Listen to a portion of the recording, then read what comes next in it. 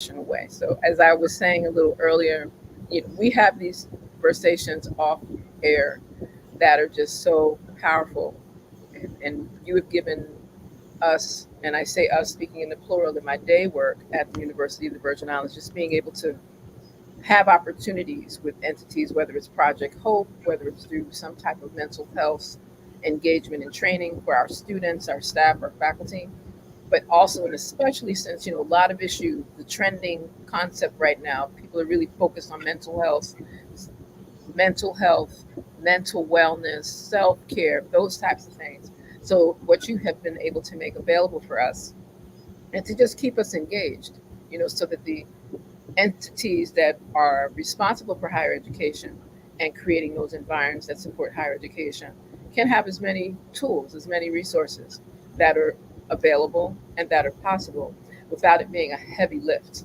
right? So I'm very grateful, and I wish to say thank you to you, the partners that you have introduced us to, your team at VIDOH, as well as those partners that are external that actually we thought they were just in the 48 contiguous, but when we look at their website, we see that they are all over the globe and going to places and spaces that really allow for us to engage in some very positive, uplifting strategies for how we address mental health, wellness, counseling, therapy, and all of the resources that are required to obtain those particular opportunities.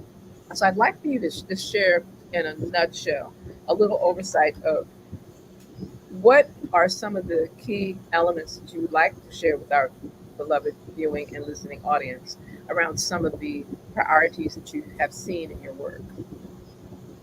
Thank you so very much. And thank you for asking that question. And yes, we know that these months that we are currently observing, there is a very big spotlight on mental health and mental health resiliency. What's not often discussed is how mental health and mental health resiliency shows up in our community, and how mental health resiliency shows up in marginalized communities, in communities where people don't always speak the same language or dialect or have the same background, but we have similar challenges. We have very similar challenges around our families, our children, our aging parents, our jobs, our partners, our purpose, which was highlighted at the outset of this wonderful engagement.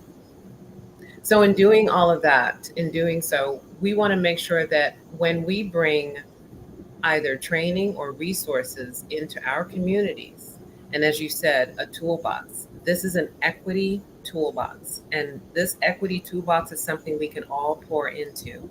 It doesn't have to be anyone from the Department of Health specifically or from UBI. It can be anyone in the community, any community leader, any community member. Anyone can pour these tools into the box that helps us understand how to best communicate, how to best navigate, and how to participate in making sure that we are all doing well. And well doesn't mean perfect. We need to be very careful about that. Wellness is not perfection. Wellness is the balance of our lives, and it is individualized, and it is different for everyone. And in before we can address that, we have to find out who these people are. Who are the people in our community that are struggling? I really don't know anyone, honestly, maybe you, Dr. ChenziRa, I don't know anyone who's not struggling on some level right now. Everyone needs to know where those resources are. They need to know that they can access those resources without stigma, without shame, without worrying, is there a cost involved?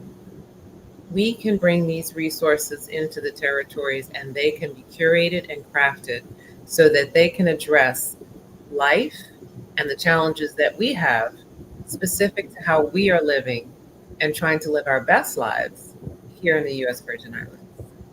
Well, I'm grateful that you put that in that context, because even in the chat, we're seeing that persons are highlighting how important education is in terms of, yes, public awareness, but just overall education around mental health and around the different issues that are tagged to mental health.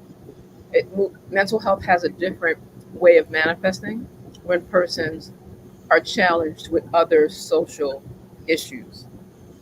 other social factors. So whether it's racism, classism, sexism, or what people may now refer to as genderism, whether it is the socioeconomic affairs. I don't like to use that P word because I think that sometimes persons have invoked the poverty consciousness and it shifts our mindset. So I'll just say that socioeconomics that are really marred by inequities, right? Because there's some people that have a lot, and especially in these spaces where we reside, where people think it's sand, sea, sun, and fun all the time. And there are people who live here in these paradise looking spaces, and it's not always paradise. And even if they are benefiting from sand, sea, sun, and fun, there's still some of our people are still, some of us, and I say it collectively, some of us go to the beach because we're doing our best not to go postal. How about that? And we How are about going to have some changes. I think it's also really important. I want to send a special shout out to all of the other Diva hosts in the house who are here to offer support. And I also would like to highlight my family, brother, elder brother Randall James, who's hailing in. And it's so funny because I was getting ready to say New York, but he might be in Long Island. Uh, I'm not sure. It could be here. So whichever part you're there, give thanks for coming and showing some support, brother Randall.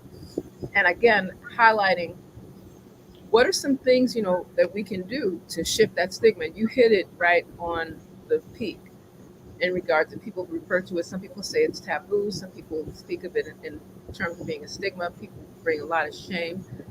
There's nothing wrong with you. And if there is something, catch yourself. Hold on. Pull up your own bootstraps. Even if you don't have any straps or boots. I think that it's really amazing. or boots? Or boots.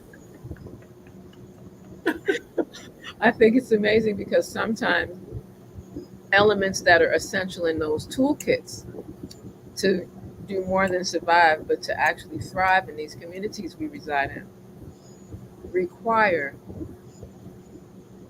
that there's some content and that there's some actual tangible as well as intangible. We can speak about the spiritual piece always.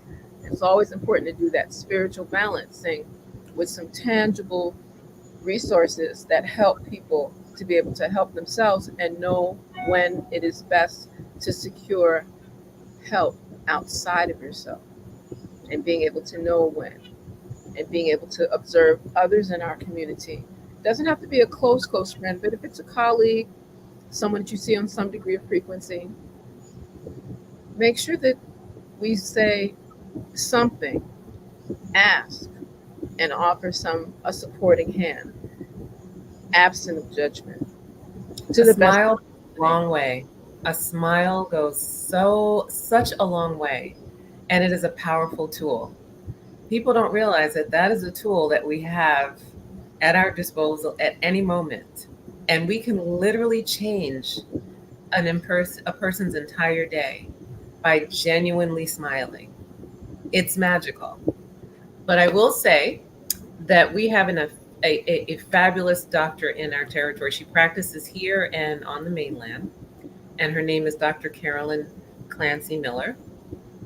And she is a practitioner here in the Virgin Islands who has helped me really appreciate that her training never prepared her from the onslaught of people of color that are now coming into mental health services.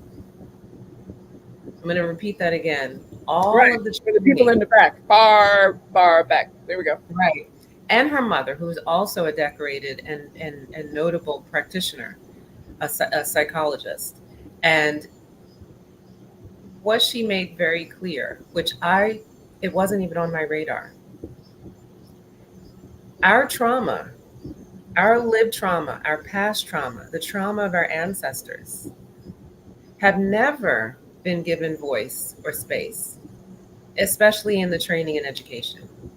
So when we make appointments to see mental health professionals, most are unprepared for the trauma we experience and the trauma we carry forward in our DNA from the atrocities that have been committed against people of color.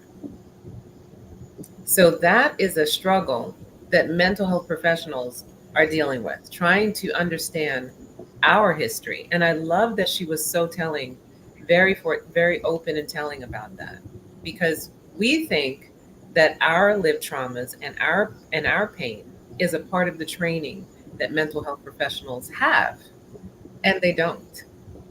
They are now learning. They are now understanding, because we are no longer bound by so much stigma. We are starting to unshackle from the shame.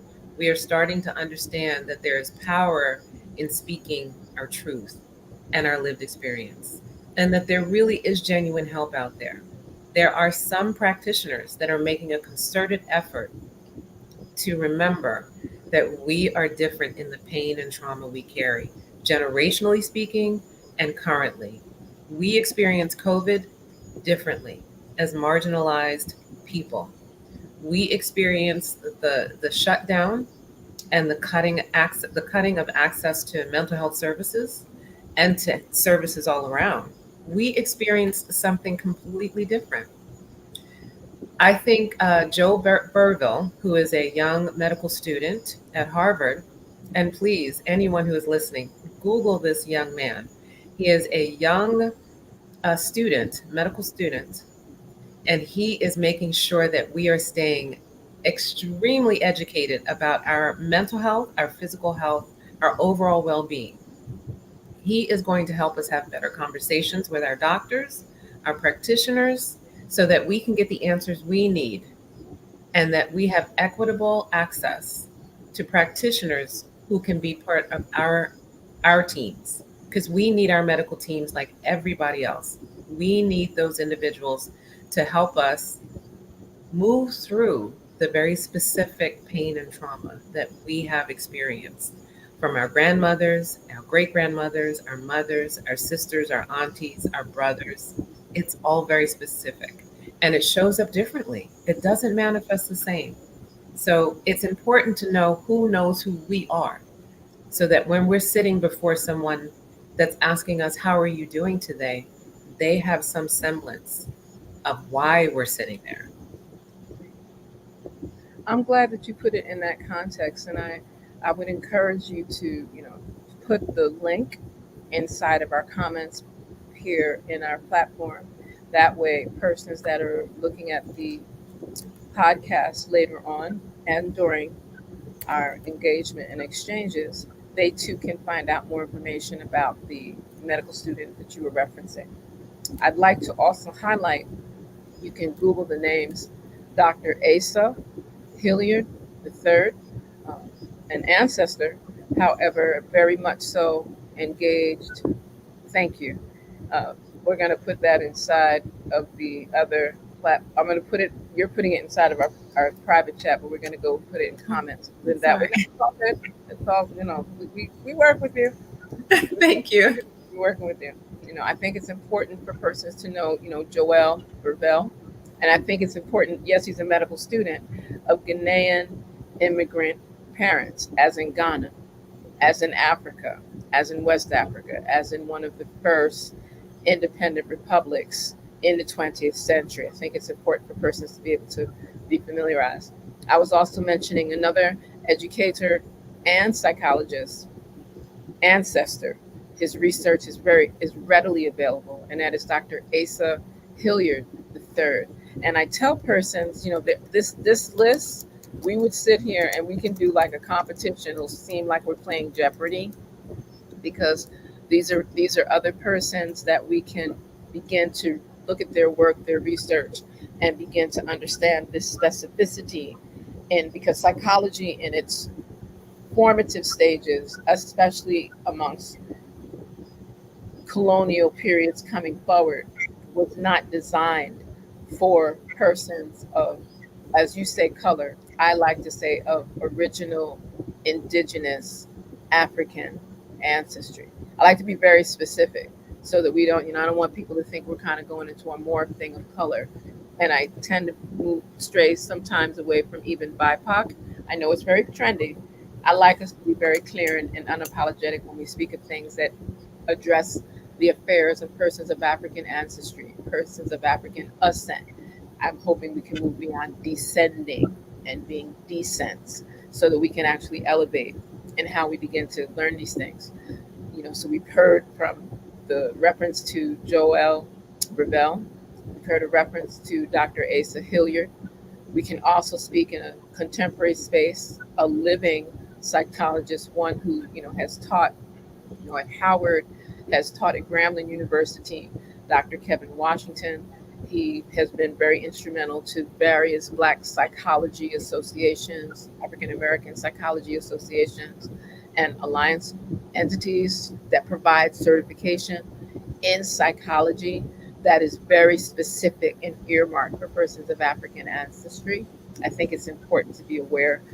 I'll put his name in the chat as well, Dr. Kevin Washington. And perhaps before we close out, I know that he does a number of webinars as well. I'm hoping to be able to invite him to join us in the near future to just provide some strategies, some direct strategies that can actually complement what is being done in the realms of public health. And again, with non governmental organizations, civil society networks that are targeting and focusing in on mental health. And maybe I need to shift that mental health wellness. I don't wish to keep making it sound we're talking about people being out of balance, but how do you deal with some preventative methods to help persons before it gets to a level where it requires more immediate intervention? And what are some tools that we can offer persons in their personal tools kit? And sometimes you'll hear me speak of the sacred woman bag, or you'll hear me speak of the AST circle bag. I'm always well, those that know Dr. ChenziRa know that her bags are a little heavy, little large, little heavy, but it's usually because I'm between not only do I have a first aid kit, not only do I have CPR materials, but I also work on having other tools that help to keep balance, harmony, that deep breathing moment. Oh, sometimes it's just peppermint oil. Or other times, if we have to get a little more serious, we'll start bringing out the blue lotus and other things to help us to be able to keep our balance while we're traversing. I think it's also important to speak of persons that use culturally centered creative healing arts to assist in mental health wellness. And there I would speak of persons like Dr. Ivy Hilton. And now some persons are familiar with her in terms of her recording. She's a recording artist as well. But she uses sound healing therapy. So sometimes she'll use these Tibetan singing bowls or crystal singing bowls and will play them in these sound healing bath spas. It's like a literal spa. You will feel like you've gone into a personalized spa environment. And by the time you hear the sounds, you're smelling wonderful fragrances that are very healing. You're being guided in meditation and deep breathing to really keep your body centered. A whole new approach to how we address or actually deal with preventative strategies for mental health wellness to keep us in our psyche on point to the best of our ability. So that when we do talk about things that are very traumatic, when we do experience things that are very traumatizing, that we process them, that they are able to come to our spirit, but we're able to filter and let them pass right through or right around some of us. Oh, wonderful. We've got some others. This is what I love. I love to see. All I got to do is ask our sisters. They're giving us names. Dr. Carolyn Clancy Miller, psychologist. And I encourage persons, if you know other psychologists, persons that are mental health practitioners that are going into that realm of moving beyond the envelope. And when I say envelope, I'm speaking like an 8.5 by, what is it, 9 by 12? There we go. Something that's large to actually push us in the direction of being very sensitive to incorporating psychological frames of references, psychological strategic tools that are designed to facilitate those uniqueness, those unique qualities, those unique areas of trauma that impact persons, as I said, of original, indigenous, let me add my favorite word, ancestral African Absolutely. ancestry. Because sometimes we're forgetting that, while persons say, oh, they don't deal with ancestors, and we're not speaking of ancestral worship. That is not what is being introduced here at all.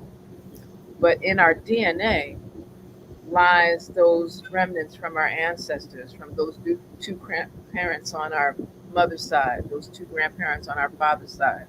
And then it continues. Those four from our grandparents on this side, four from our grandparents on that other side, maternal and paternal. And then it continues again, 16, 32. So do you see where we're going? And that is what we're referencing when we're speaking of that. That's why persons are so quick, well, maybe not quick, but are engaging in being more trusting in Ancestry DNA or 23andMe or AfricanAncestry.com. Persons are looking at their DNA. So that's why we have to be very sensitive when we take in anything of any sort, legal or illegal, that interferes with our DNA or our RNA structuring. It's really important that we're aware of that and that we do our best to keep our internal makeup, our body systems, as fortified, as healed, as balanced as possible. So I'm really grateful that we have brothers and sisters that are sharing some commentary in some of the spaces to be able to give us an opportunity to speak about, some of the other psychologists. And I know the names will continue because they're, one of another ancestor, Dr. Alonzo Anderson, he was my mentor when I was at the University of California and a few decades ago. And he ran the Institute of Cognitive Studies. And in that realm, as one of the premier psychologists at that particular time, that was the whole idea of his work. How do we address the trauma that is very specific to people of African ancestry and make sure that they are getting the right tools, the right formulations, the right support to be able to remain healed, or at least to go on a path of wellness in regard to their psyche, their psychological wellness, what we're now honing in as mental. Right? So I would love to know some of the other strategies that you would suggest that we begin to engage. Sister Point, DJ. Well, you covered a plethora, just a well of wonderful preventative measures. And yes, we know the power of our pocketbooks. We know the power of our bags. We know the power of carrying around the things that are important and sacred and keep us safe. But and you also mentioned earlier in the conversation, friend therapy. Friend therapy is a powerful thing, but we've been using that for a very long time. And you and I have known many individuals in circle work and counsel training, such as our dear sister Irisha Telefero in Ojai, California, that continues to do the work of speaking, of talking, of communicating, of bringing us together. And Sister Irisha is she stays in practice. She stays in community.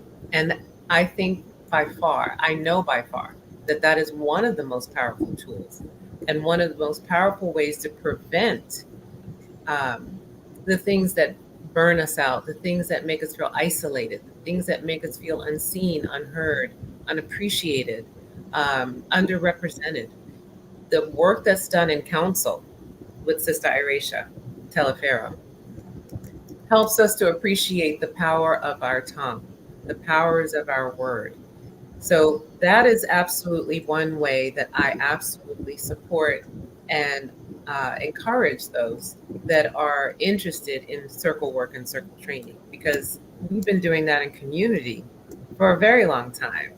Irisha does it really well, but we've always done it because that's how we communicate. We communicated that way as when the ancestors started, and we do it to this day.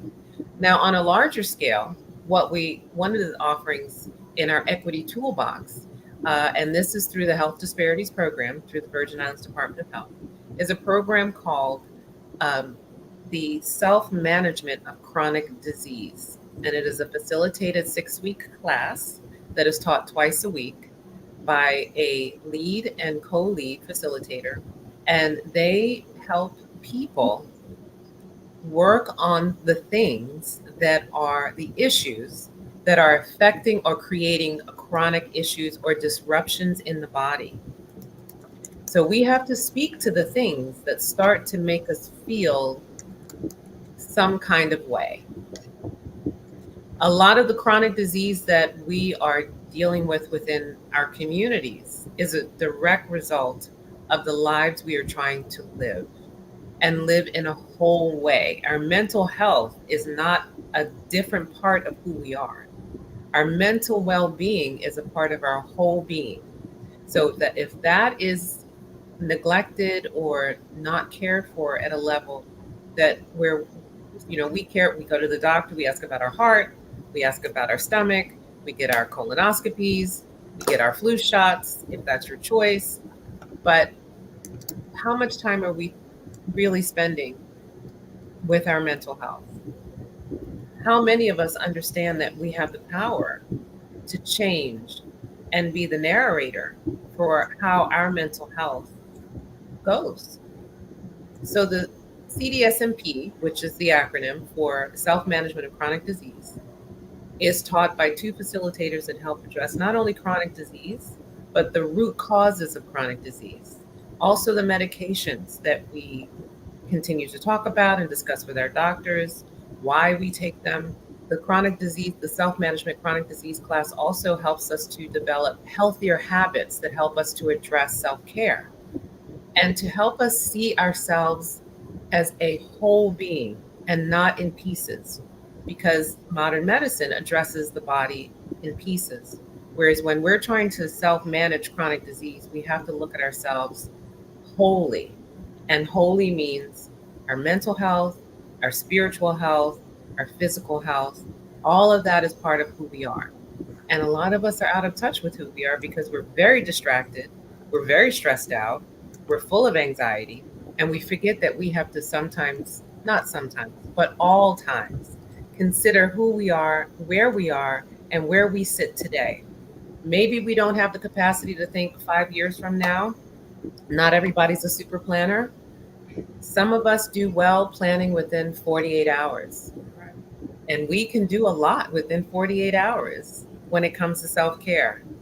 You may not be able to plan for 5 years, but you can plan for the next 48 hours. You can make a healthy meal. You can get a good night's rest. You can call a friend and have a very healthy, supportive conversation. And we have to work a little harder at making sure we're quieting the inner saboteur. Our inner critic is up all night. 24/7, 366. 24/7. Every squinette shorter than a second. Okay. Absolutely right. Thank you. And what we must do is, and Dr. Clancy Miller was wonderful at pointing this out, because we are very, very hard on ourselves as individuals. And we give way too much credit to our inner saboteurs. We feed them, we give them a place to live, we keep them entertained, and they give nothing back but grief. So working with our inner saboteur is a wonderful preventative way in making sure that we are quieting down the negative talk within our head that does manifest in our lives in many ways. Sometimes it's chronic disease, sometimes it's an acute issue, sometimes it disrupts our friendships, our relationships, our work. So to be whole means to address all of what we are, all of our some parts. All of the parts that make us who we are must be acknowledged and addressed. We are wonderfully made, and we must turn inward to realize the beauty we possess as individuals, walking this earth and trying to do the best we can every day. And we don't need a lot to do great things. I think many people throughout history have proved that you do not need a whole lot to make great strides, but the intention needs to be there. We give a lot of attention and intention to everything else in our lives, our children, our spouses, our work, and on and on and on.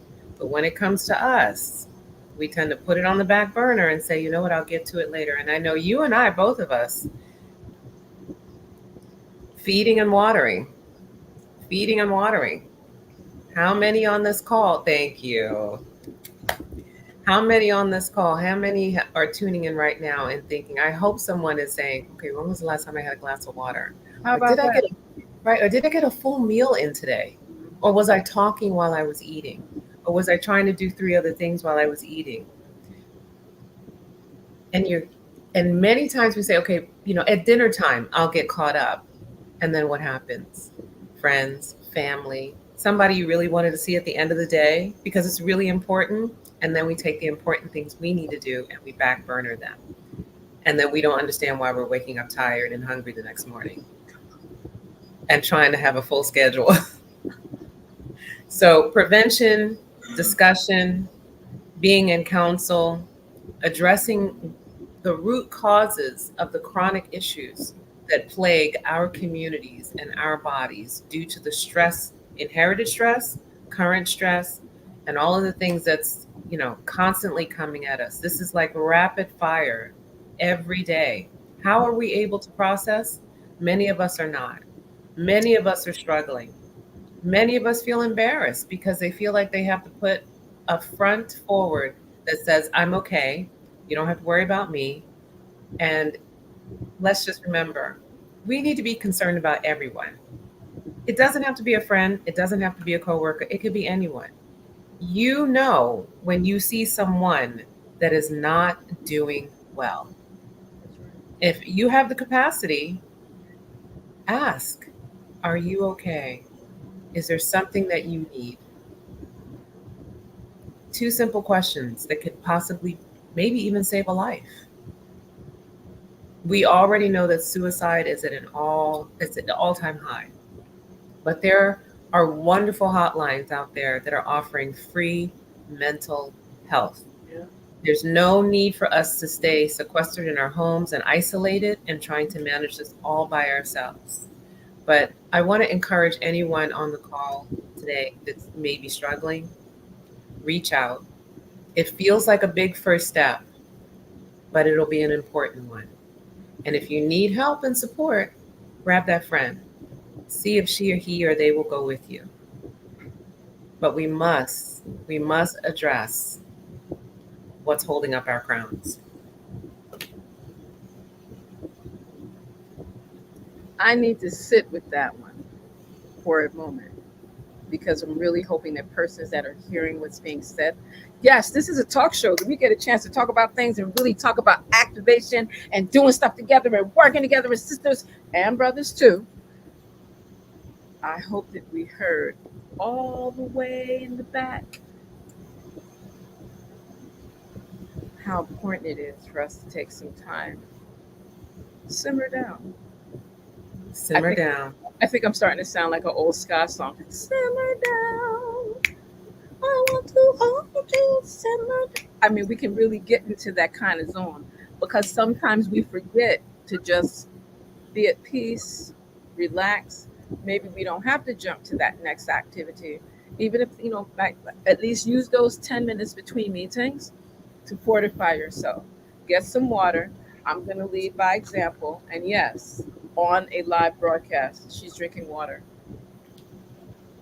I support that, and I hope everybody who's watching supports that. And you're actually making me a little thirsty, so as soon as we get off this call, I will definitely be I'm drinking. sure you will. That's why I kept it close because sometimes we forget and we just keep moving and forgetting that we need to address some areas of how we care for ourselves.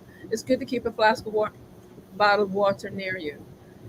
Some persons don't like to drink water, so I always have recommendations. You can make it more of a chlorophyllian vibe with some liquid chlorophyll inside, gives it a nice little minty taste. Some persons Thank like you. cucumber, some people like cucumber, and you'll just take some nice fresh slices of cucumber and put it with your water just to kind of take off that. It tastes like water, kind of vibration, because some people don't like that taste. Sometimes it's just having lemonade, not sugarized. I want to make sure I highlight that, not sugarized lemonade. I'm thinking of all the ways that we can minimize and eradicate, not minimize, eradicate diabetes. So, but at least put, some lime. It could be lemon. Some people like to use orange slices. And I'm just giving ideas so that you can keep a flask of water, even if it's fortified with some fruits or chlorophyll or Thank you.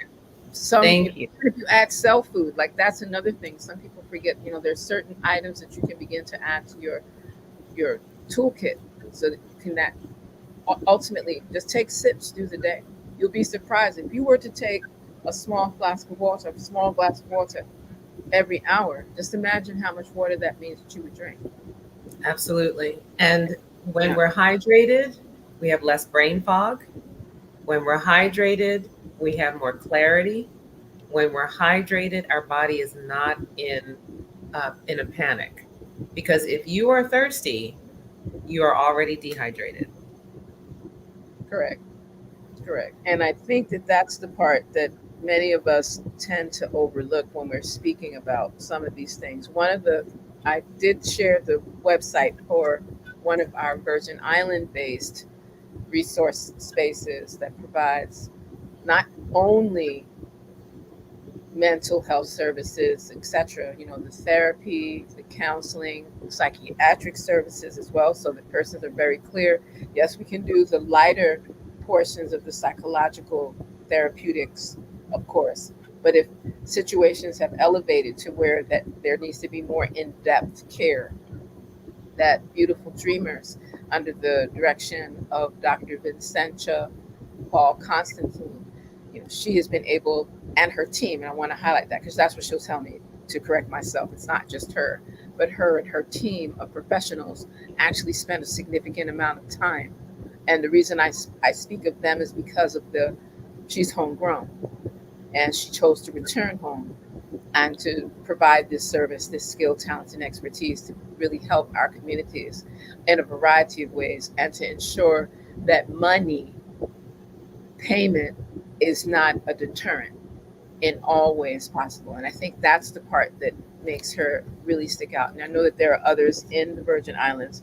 And as we move forward, for those persons that desire to get that type of a toolkit, again, we were very fortunate with having Project Hope come, because Project Hope, although they're not based here, they immersed themselves so much into the Virgin Islands community that when they still left us with another reservoir of links to different organizations. So whether it's the Women's Coalition of St. Croix, and the family services, etc., there were so many different resources that were made available to our students, staff, and faculty because as quiet as it's kept, everyone has some type of a tie to our only university.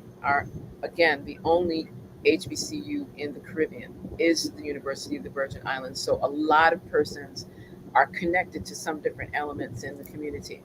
And it allows for us to extend those services and those resource tools to our entire community, and it's intergenerational, multicultural. Some people prefer to use transcultural, and it's definitely interdisciplinary. Those persons that really are into health and those people that really don't like to go to doctors, those persons that feel that therapy is a taboo, those persons that think that if you say that anything's out of balance.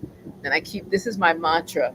We need to make sure that we remember that monolingualism, that means speaking only one language, is the new form of illiteracy.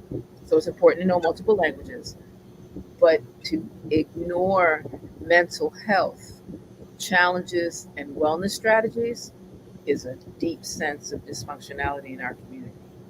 It is. It So the is. same way that you go to the barbershop, get your nails done, have some time, because I hope persons understand those are places that are the old school therapy session spaces. Yes, they are. Yes, they are. And we just need to elevate it so that when persons need to speak, need to talk, need counsel, if it needs to be in the circle, if you need to pass a talking piece, that's why we were referencing our beloved Sister Queen Eldris Iracia Talifero. And we say Ojai persons that want to know that information. Again, some of this information is available in social media. You can reach out to either myself or Sister Queen DJ. DJ will probably send you stuff like quickly. She does it like whoop, whoop, whoop, very quick, right? And I think that that would be another reservoir of information. I think too that it's also important. Just keep, you can Google these persons' names, and I always encourage these persons go beyond Wikipedia because you would be an expert in Wikipedia. You can put it up tonight. People will think that it's a citation worthy of quotation. So go beyond Wikipedia. Look at things. I like using Google Scholar because when you put Yeah. persons' names or a field of study in that particular search engine, it's going to give you a minimum of 3 citations, 3 references that you can then pull from and go deeper into, right? And I think it's really important to do that. So as we've mentioned, persons like Dr. Vincentia P. Constantine with Beautiful Dreamers. We've mentioned Dr. Asa Hilliard III, who is an educator, a psychologist. Some people will refer to him as an educational psychologist. Again, stellar research, stellar work. I, I also mentioned Dr. Kevin Washington. Dr. Kevin Washington does a significant amount of work because, again, he's training, teaching, providing guidance to the next generations, plural, of psychologists and mental health and wellness professionals. And he does this in the 48 contiguous US. He's actually been to the Virgin Islands and provided a plethora of opportunities for his students at the time he was at Howard University teaching. But he also, not but, and he also does this in Africa and provides opportunities to utilize his various wealth of information and knowledge and strategies and counseling resources and certification programs. I want to highlight this.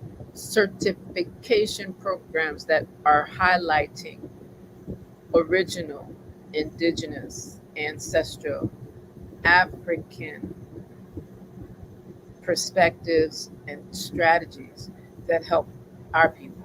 And I say that very clearly, very directly, because that's something we overlook. Not not all strategies and techniques that are designed for persons outside of our historical experience work for us.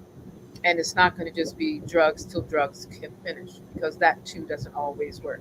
And we have to get to the essence, to the ethos, to the spirit of these affairs.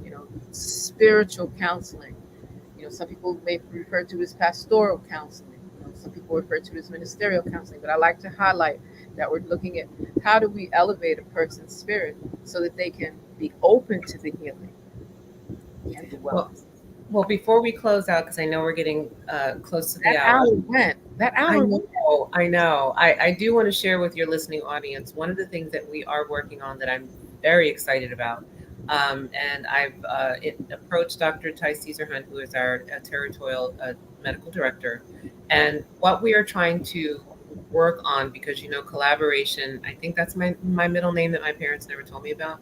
But we are actually trying to find a healthy platform where we can invite our spiritual leaders and spiritual healers in our communities, along with our practicing members, medical practicing members of our community that practice Western medicine, in the same room so that we can have collective dialogue on best practices for healing in the territory. So we're trying to make an attempt to do this at Schneider Regional Medical Center. We've already approached the administrative staff, who at first they were like, not sure, but the more we had an intentional conversation, the more they saw that this actually might be a way to have more trust building opportunities within our community. So stay tuned for that. I will keep you posted, but that is the next opportunity I see in creating healthy dialogue around what keeps us whole, what keeps us healthy, what keeps us more balanced, and what keeps us understanding that we can trust some medical professionals. We can't trust them all, but we can trust some. And I know that's It's not a line that people want to hear, especially since I work for the Department of Health. But I just want to be very true, very transparent. We don't always trust practitioners because, and it's not the doctor, it's the training that that physician has had, because that doctor may not have been trained to work with people of color, melanated people, people of African descent, indigenous people. I'm not sure why that's still a problem, but it is currently being addressed by medical students like Joel Burville. Beautiful, beautiful. And see, that's why, as we get ready to close, I'm very grateful to have you with us, our trusty sister DJ. We're looking forward to having you come again and giving us some updates, on the progress of projects like that. I know I had the honor and privilege of serving as the director of the Center for the Study of Spirituality and Professionalism that was at the time housed at the University of the Virgin Islands. And that was So you were one of the panelists? voluntold already. Yes, ma'am. Yes, ma'am. Yes, ma'am. And what we were doing was showing the connection as what people now refer to as complementary medicine, and making sure that we were able to highlight that connection between that naturopathic type of medical engagement that tends to be more supportive of spiritual integration, and the allopathic, traditional, more diagnostic forms of medicine, and bringing that together, and then doing it in a context that allowed persons to really be trusting, more trusting, I should say, of the practitioners on all sides that were actually prepared, worthy, and ready to do so. So we know we're going to continue that. Do you have a contact that we can leave if persons would like to either email you, or if you'd like, you can just put it in our comments, so that way persons can pull from that, even if it's just an email, if they have additional questions, to be able to follow up with you. Sure. Actually, I'm going to switch over to the private chat because the comment side is not scrolling. So Okay, I will leave perfect. Thank you. And I'll make sure that it goes over in the comments. Viewers and listeners, as you can see, when we have podcasts here with the Diva Crew Season 2 on building a new legacy, speaks with your host, Queen Mother Dr. ChenziRa. That 60 minutes goes in a flash. And we hope that the information that's been shared has been useful. We hope that you're able to recognize that culture, healing, arts, technology, and spirituality for life are part of your journey, part of our journey that's shared.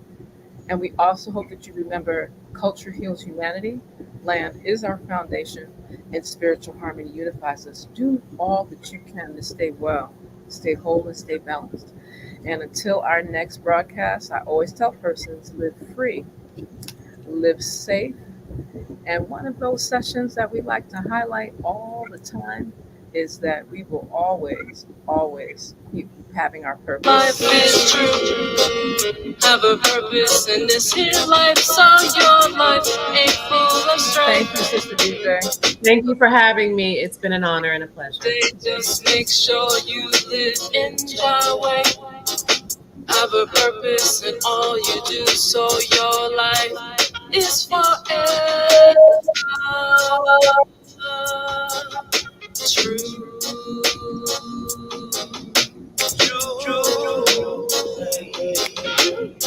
We have to live the life of Ma'at so we can have reciprocity.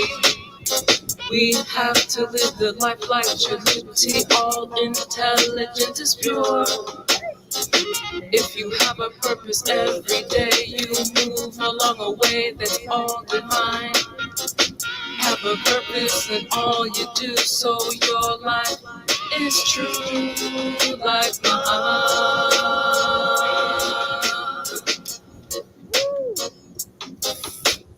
Freedom.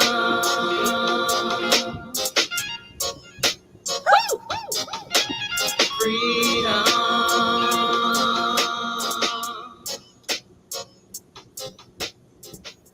Hotep, everyone. Thank you very much. Visionary like no